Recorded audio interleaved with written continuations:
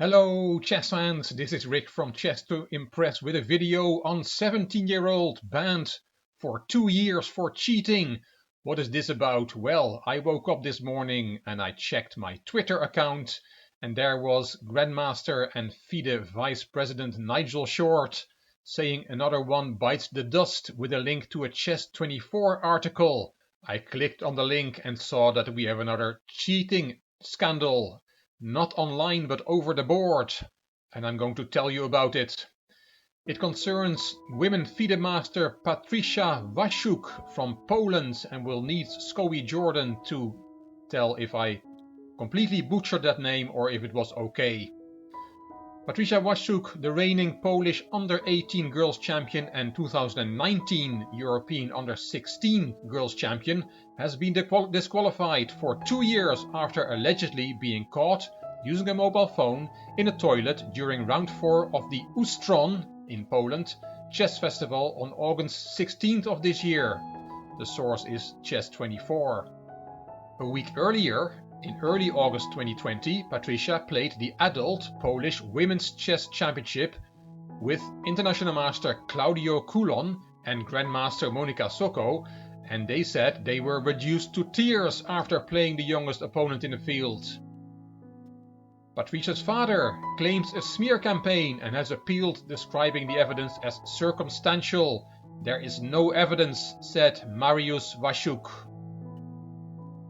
He said, "There was a hunt on my daughter. Terrible hate poured out on her. We suffer terribly. People see us as scammers, and that's not the case. There is no evidence of this. This case is a collusion of two direct rivals of Patricia." So what is this evidence that caused the Polish Chess Federation to ban Patricia? They give 8 points. She lied to the arbiters about possessing electronic devices. She used a telephone in the toilet, which was confirmed by the report of an eyewitness. She admitted she had another telephone, admitting that twice, which was confirmed by witnesses. And she refused to show her bag, which was confirmed by the testimony of witnesses. She also tried to leave the playing hall, which was confirmed by the testimony of witnesses, and she tried to hide the telephone in the playing hall, which was confirmed by a statement from a witness. She also used the telephone during other events, which was confirmed by the testimony of a witness, and an analysis of moves made by the accused shows the use of a computer program, which was confirmed by testimony from the coach of the women's national team. That's the evidence, but Patricia and her father say they are innocent. And there we have Patricia at the board. You can tell me in the comments what you think. Is this evidence good enough, or is terrible misjustice being done? My opinion, well, all I can say, it doesn't look good.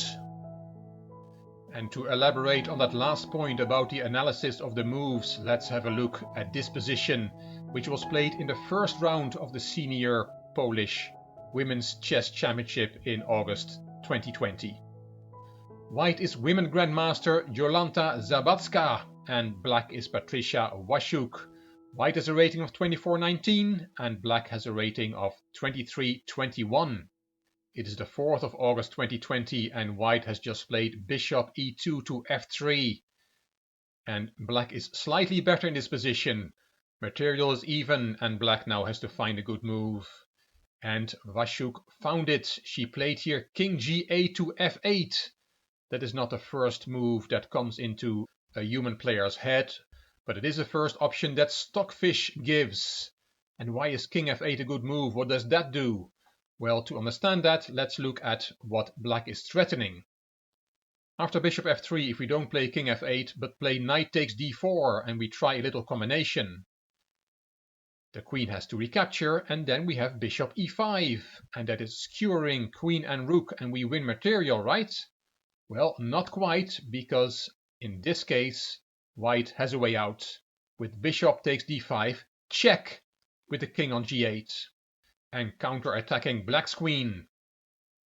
The variation goes as follows: king f8, then white can take on e5, f takes e5, bishop takes b7, rook takes c1 check, rook takes c1, rook takes b7. The dust has settled and white is a healthy pawn up. So back to the start, bishop f3. We would like to carry out that little combination with knight takes d4 and then the skewer after queen takes and bishop e5.